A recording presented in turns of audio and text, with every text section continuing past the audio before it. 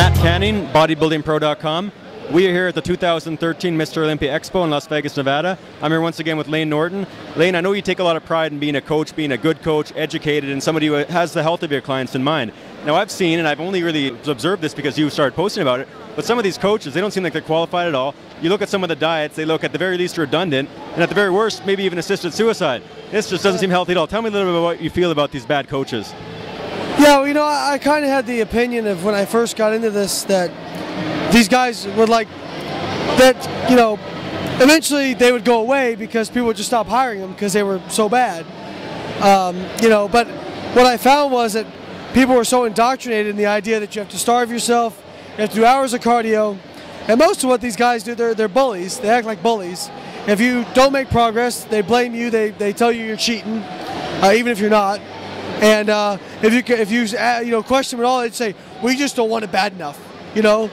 When in reality, it's like, you know, 800 calories a day, 2 hours of cardio. How the hell do you not want it bad enough? And I like to, you coaches out there who suck at what you do, who I'm talking about, let me ask you this: how many of you do 800 calories a day and 2 hours of cardio? The answer is none. So shut up. So it really, really, really got me angry because I was getting so many people coming to me messed up from these terrible programs.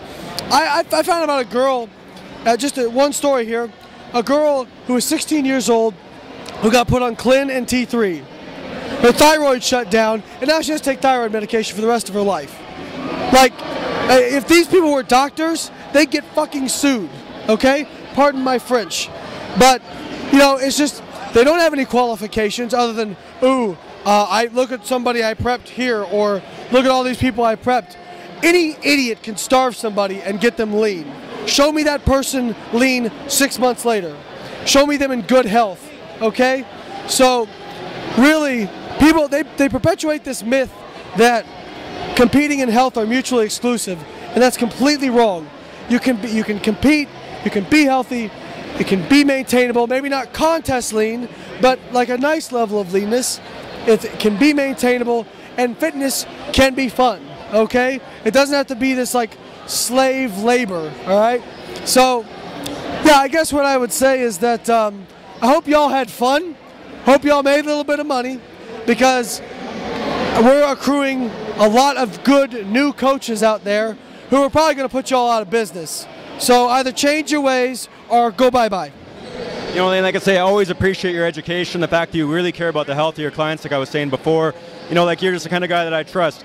And I want to say also, congratulations on the birth of your baby boy. Thank you, man. Congratulations on all your success in the industry. It's always nice to see the, you know, your face around the expos, because I know that not only do you, not only can you explain your position, but you can explain it in great depth. It's not just you give a little short answer. You can go into the science very well, and I think that's important because, you know, I for one like to get a little bit of a broader answer to some of these questions, and you have the education to back that up. So, you know, I know I'm plugging Layne here, but at the same time, he does have a Ph.D Nutritional Sciences, so he really does have an education in it, and he does care about the health of his clients. And I really feel that as a client, as a trainee, that, you know, you should look for somebody who has these factors in mind, because it's important for your health, your long-term health. And one thing about a coach is a lot of these people are coaches because they couldn't hack it to anything else.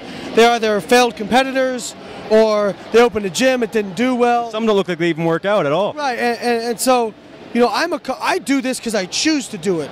I have had a half-dozen job offers in the last 5 years. I've turned down all of them because I love what I do. I love what I do. I love working with people, I love working with clients, but I turn away 99% of people at this point because I'm full, and I only take on a certain amount of people because my quality of service was diminished if I took on more.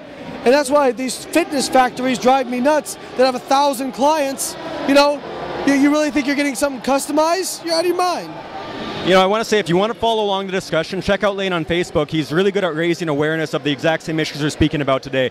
And it's you get a lot of feedback, not just from Layne, but you'll get comments from other people as well. So read the discussions yourself and check out what we're talking about.